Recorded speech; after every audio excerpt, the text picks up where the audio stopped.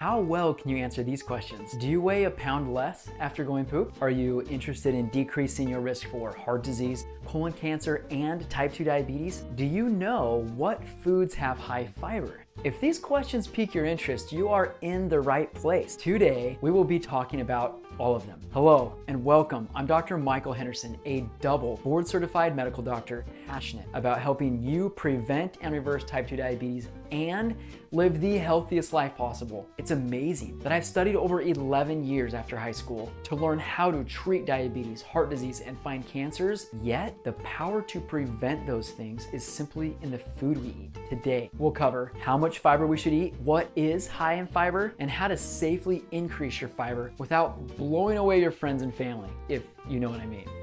95% of Americans don't get enough fiber every single day. Women are supposed to get up to 25 grams and men 38. But where does that recommendation come from? It comes from studies showing that amount of fiber can reduce your risk of heart disease. Yet, the USDA does not say there is an upper limit. They say higher fiber is still safe. Recent studies actually show that fiber up to 50 grams per day can reverse insulin resistance, prevent type 2 diabetes, and for those already with type 2 diabetes, it can improve blood sugars. That's pretty awesome stuff. Many of my patients, and likely you also, aren't exactly sure what foods have high fiber.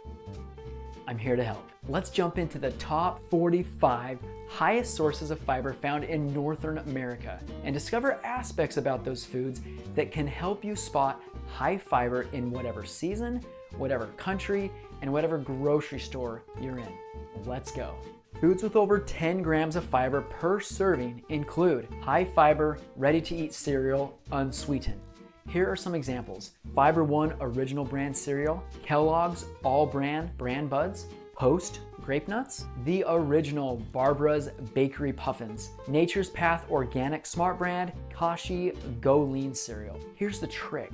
Typically, cereals with high fiber content are made with bran or whole grains. So look for keywords like whole grain or bran or fiber on the ingredient list. The texture of these cereals is often denser and crunchier. A strategy is to get your favorite plant-based meal and allow the cereal to soak in it for 5 to 10 minutes before eating. I eat cereals like this nearly every day and have videos on my channel how I like to make them. Next, foods with 9 to 10 grams per serving include artichoke, navy beans, small white beans, yellow beans, and lima beans. You may notice a common word, bean. Beans are also known as legumes, which is something that grows with a pod and a bean is inside. Beans are generally high in fiber. The smaller the bean, the higher fiber, because beans hold their fiber on the thick skin on the outside. So the smaller the bean, the more thick skin compared to the inside flesh. Pretty cool, huh? And if this video has been helpful, please be sure to smash that like button and subscribe so I can help you live the healthiest life possible. Foods with 7 to 9 grams per serving include green beans, adzuki beans, French beans, split peas, breadfruit, lentils, lupini beans, monk beans, black turtle beans, pinto beans, cranberry beans, black beans, ready-to-eat cereal with whole grain kernels, and canned pumpkin. Foods with 6 to 7 grams of fiber per serving include taro root, Brussels sprouts, chickpeas, sweet potatoes, great northern beans, parsnips, ready-to-eat cereals such as shredded wheat, which was my personal favorite during medical school. Before I share foods that have 4 to 6 grams of fiber, have you experienced a little extra flatus, also known as farts, when you tried increasing your fiber? While growing up, we used the word pooter. If any of you have ever heard of this, please comment below. I'm pretty sure no one in the world has ever heard of that word. Anyway, I'll share with you one surefire way to get flatus, farts, or pooters under control after I finish this list. Foods with 4 to 6 grams per serving: jicama, winter squash, pigeon peas, kidney beans, white beans, black-eyed peas. For you in Wichita Falls, Texas, that's for you. Cowpeas, yam, broccoli, soybeans, turnip greens, avocado, and cauliflower. Did you see any trends from that list? With vegetables, those that are bulky and have a lot of structure like cauliflower are also high in fiber. Remember, skins, pods, grains, thicker and tougher foods have more of what? You got it, more fiber. Foods that have absolutely no fiber include, are you ready for this? Meat, eggs, poultry, fish, dairy, and other animal foods. Nada, zilch, none. Remember, if it comes from an animal, there is likely no fiber. Those little fibers in meat are not dietary fiber. Those are muscle fibers from an animal. All right, as promised, fiber flatus fun, also known as pooters. I love you, mother.